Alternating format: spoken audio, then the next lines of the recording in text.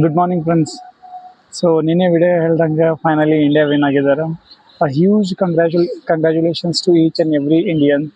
So finally India ಫೈನಲ್ಗೆ ಹೋಗ್ಬಿಟ್ಟಿದೆ. So again ನಿನ್ನೆ ಮ್ಯಾಚ್ ಹೈಲೈಟ್ಸ್ ನೋಡಬೇಕು ಅಂದರೆ ಮತ್ತೆ ಸಂಜು ಸ್ಯಾಮ್ಸನ್ನು ಸ್ಟ್ಯಾಂಡರ್ಡ್ ಪರ್ಫಾರ್ಮೆನ್ಸು. ಸೊ ಅವರು ರಿಟರ್ನ್ ಆಗಿದ್ದಾರೆ. ಇಂಡಿಯಾ ಟೀಮ್ ಲಕ್ಕ ಚೇಂಜ್ ಆಗಿಬಿಟ್ಟೈತಿ ಪೂರ್ತಿ. ಸೊ ಮತ್ತು ಇನ್ನೊಬ್ಬರು ಅಂದರೆ ಬೌಲಿಂಗಲ್ಲಿ ಬುಮ್ರಾ. ಸೊ ಸಂಜು ಸ್ಯಾಮ್ಸನ್ ಅವರು ಪೋಸ್ಟ್ ಮ್ಯಾಚ್ ಪ್ರೆಸೆಂಟೇಷನಲ್ಲಿ ಹೇಳ್ತಿದ್ದಂಗೆ is the generation bowler. So once in a generation ಆ ಥರ ಬೌಲರ್ ಸಿಗ್ತಾರೆ. ಸೊ 17 ಓವರು 6 ರನ್ನು ಅದ್ಭುತವಾಗಿ ಬೌಲಿಂಗ್ ಮಾಡಿದ್ರು ಅವರು. ಸೊ ಮತ್ತು ಬ್ರೋಕ್ ವಿಕೆಟು, ಮತ್ತು ಅದೇ ಥರ ಫೀಲ್ಡಿಂಗಲ್ಲಿ ಅಕ್ಷರ್.